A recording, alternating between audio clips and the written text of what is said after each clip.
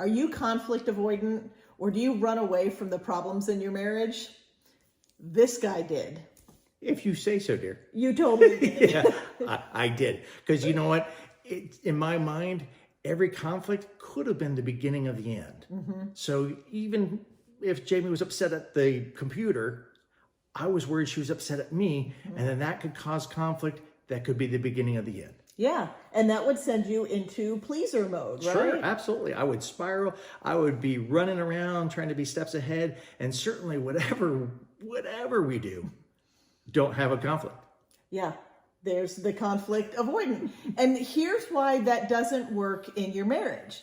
Because every time you run away from a problem you're having in your marriage, you're telling yourselves how fragile and how incapable you are at resolving that problem. Yeah. And you're therefore giving the problem all the power. And that's not where the power belongs. No. Actually, because that running away, it just reinforces the message that you can't handle the things, right? It just says that we're not strong enough as a couple to be able to get through this together. So we better not engage it, because we'll just fall apart.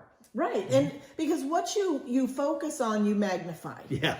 And when you make the problems in your marriage so big, when you put all your focus on, oh no, there's a problem, you're now magnifying that and you're making that bigger. And that's the last thing you want to do, because again, it reinforces the wrong message. Yeah. And it creates more insecurity, and you end up in a marriage where I believe we were at one time. Yeah, a lot of walking on eggshells. Yeah, a lot of fear. I felt like an ogre, like I was the problem.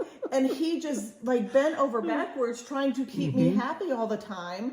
And that's not fair to him. It's a lot of work for him, but it's also not fair to me. You. Because I should have the freedom to be upset in our marriage. That happens. Yeah, you're allowed to be frustrated at things, at the computer, right? And I don't need to go into a spiral just because you're frustrated with something that you're allowed to be frustrated with. Because that actually is the message. If I get all upset every time she's upset, well, then she's not allowed to get upset. Right. And that's not realistic, because the goal here is not to not have conflict in your marriage. No, and those impossible. of you who are conflict avoidant, or more in the people pleaser category, that tends to be your goal, is to avoid conflict and to keep the peace and smooth sailing. Nice and smooth. Don't give me waves. Don't give me waves. Yeah. And honestly, that's a miserable way to be in your marriage. Exhausting. Yes, and it's not authentic. And he removes all of his freedom. It takes his own voice away. Yeah. When he avoids problems and just, people pleases and sucks it up and makes problems go away. Everybody's happy. Yes, he has no voice. Yeah. Where's the smiles? Doesn't matter if I'm suffering, as long as you're happy. Right. And that sounds ideal. And if I'm honest, it kind of was in the beginning. Ideal, yeah, for some. Great.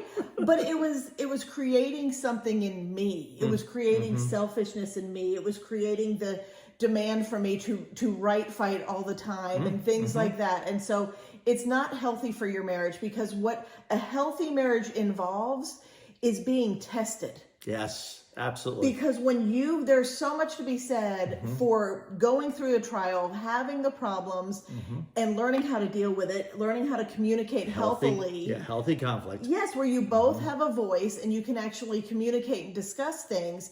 Now you have security in your marriage because it's been tested and tried. Yeah, if we're able to get past this hurdle and then this next hurdle together and the next hurdle together, well, we can take on this one and we can take on that one. Right. And pretty soon we feel very confident in our marriage and feel like we can take on almost anything that comes together. That's right. No more walking on eggshells when you learn how to handle conflict. Not having conflict is not the goal. Having it well is the goal. Sure. So that's your encouragement today. Don't be afraid to handle conflict. When it comes your way, be willing to sit down and address it together so you both have a voice and you can get to resolution. And then your marriage will be tested and tried, and you'll know that it can keep standing. So take that and apply it to your marriage today.